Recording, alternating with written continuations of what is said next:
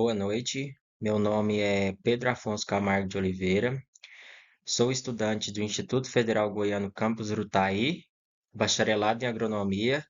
Hoje venho apresentar um boletim técnico proposto pelo professor Milton Luiz da Paz Lima, da disciplina de Fitopatologia 1.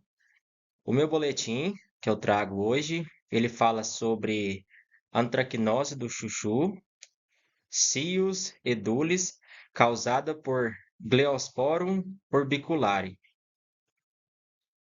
O chuchu, ele tem seu centro de origem na América Central e México. Ele é uma planta trepadeira, rico em fibras, antioxidantes e baixas calorias. No Brasil, ele encontra-se entre as 10 hortaliças mais consumidas. Ele é cultivado em pequenas propriedades dos estados de São Paulo, Rio de Janeiro, Pernambuco, Minas Gerais e Paraná. Ele é bem adaptado ao clima tropical e subtropical. No Brasil, geralmente ele é consumido apenas o fruto, seja cru, cozido ou em conservas. Já na América Central, toda a planta é consumida. Continuando na introdução, agora eu vou falar um pouquinho sobre a antracnose do chuchu. Ela é uma doença fúngica causada pelo fungo Gloesporum orbiculare.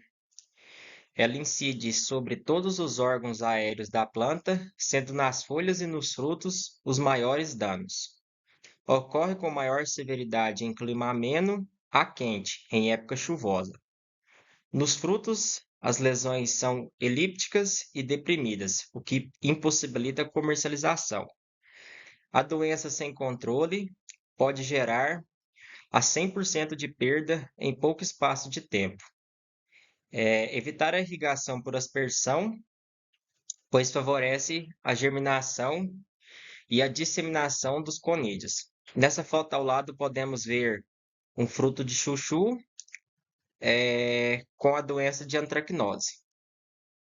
Dando continuidade no desenvolvimento, agora eu venho falar um pouquinho sobre as características do patógeno. Cloesporum uberculare, ele apresenta forma saprofítica e anafórmica. Ele é responsável pelas doenças denominadas de antracnose.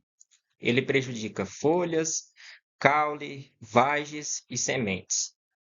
Produz frutificações denominadas de acérvulos, com ou sem setas, conidióforos simples e alongados, além de conídeos, esporos,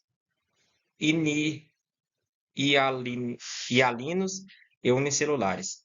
Quanto ao formato, podem ser cilíndricos, clavados ou semicurvos. A fase sexuada do fungo não foi observada.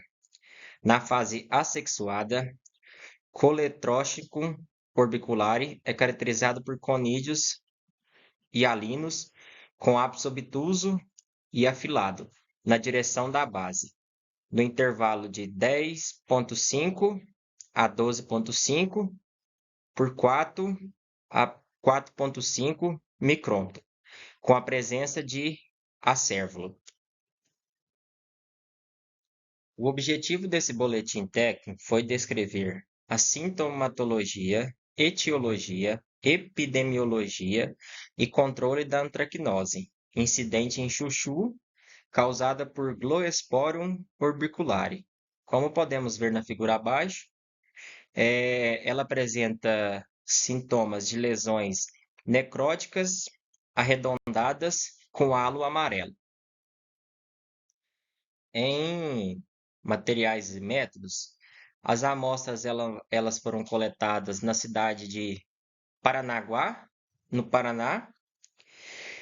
No laboratório foram tiradas fotos dos sintomas, tanto na parte adaxial como na fase abaxial da folha.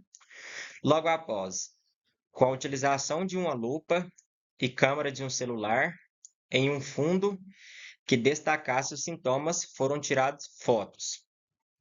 Logo após isso, foi feito a amostragem dos sintomas, raspagem utilizando o instrumento adequado, esfregando o instrumento em uma placa de Petri com um meio de cultura adequado.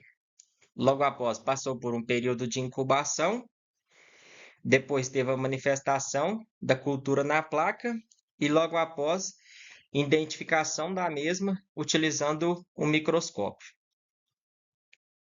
Falando um pouquinho agora sobre sintomatologia, o patógeno causa lesões em plântulas, folhas, pecíoli, caules e frutos de cucurbitaceas.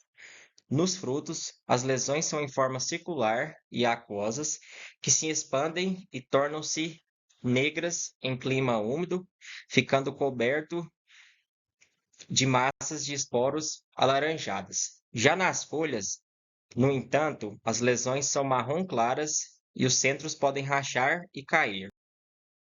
Aqui temos a prancha de foto de sintomatologia. Aqui podemos observar na figura A e B sintomas na fase adaxial da folha. Em B, colônia de formato irregular, com o centro acinzentado, bordas enegrecidas e margens amareladas. Na foto C, podemos observar detalhe de lesão na fase abaxial na lupa. E D é um isolado da parte abaxial, E isolado da parte adaxial e F é um isolado da parte abaxial. Agora, falando um pouquinho sobre a etiologia do patógeno, já teve mais de 900 espécies já descritas. Ele pertence ao reino Fungi, apresenta setas marrons de paredes lisas, de 60 a 130 micrômetros de comprimento, septada, base cilíndrica a cônica, de 3 a 7,5 micrômetros de diâmetro, a ponta pouco arredondada. Conidioforos hialinos lisos, septados, ramificados, até 40 micrômetros de comprimento. Células conidiogêneas e laínas de paredes líquidas e cilíndricas, apresentando de 13 a 24 por 3 a 14 micrômetros. Não existem estudos sobre a caracterização molecular de espécies de coletrócito associadas à antracnose do chuchuzeiro. Agora eu vou falar sobre epidemiologia. Ele produz frutificações chamadas de acérvulos. Em laboratório, leva cerca de 7 dias a uma temperatura de 21 graus para iniciar a esporulação. A liberação dos conídeos ocorre em ambientes de alta umidade e forma uma massa rósea sobre as lesões. Essa doença é favorecida com chuvas ou irrigações excessivas. O desenvolvimento da doença é promovido por condições de alta umidade e temperatura. Agora, sobre o controle químico, o primeiro que temos aqui é o controle químico. É recomendada a aplicação de fungicidas, aprovado para cultura em intervalos regulares. No site Agrofit estão registrados 3 produtos para doenças. São ele, Bravonil Top, que você vai usar de 1.500 a 2.500 ml por hectare. Flutriafol, que você utiliza 187,5 a 250 ml por hectare. Temos por último o Tenax, que ele é recomendado a dose de 0,375 a 0,5 litros por hectare. Sobre o controle físico, Ele não foi encontrado em literatura. Além do que já foi citado, recomenda-se também proceder ao descarte dos frutos doentes e dos restos culturais. Fazer irrigação por gotejamento ou microaspersão por baixo do parreiral. Plantar sementes chuchu sadias e de boa procedência. Adotar o sistema de rotação de culturas por 2 a 3 anos. Utilizar variedades e ou híbridos mais resistentes. Fazer pulverização com fungicidas protetores ou sistemas prescritos por um engenheiro agrônomo.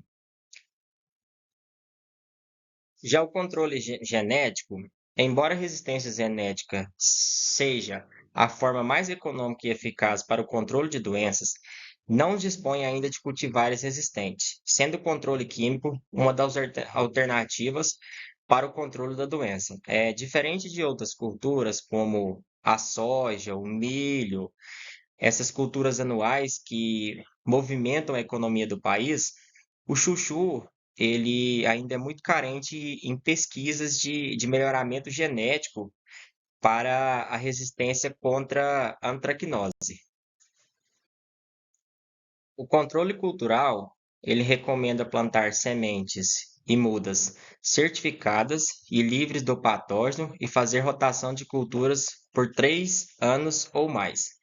As plantações devem manter-se bem arejadas para evitar o acúmulo de água livre na superfície das folhas e dos frutos. Os restos culturais devem ser removidos do campo e destruídos. Eles podem ser destruídos, por exemplo, com fogo. Deve-se fazer o controle das plantas daninhas, especialmente a cucurbitáceas selvagens e voluntárias. O controle biológico, ele não existe na literatura registrado para a doença de antracnose. A carência de investimento em programas de melhoramento faz com que a seleção das melhores plantas para cada região produtora seja feita de forma empírica pelos próprios produtores.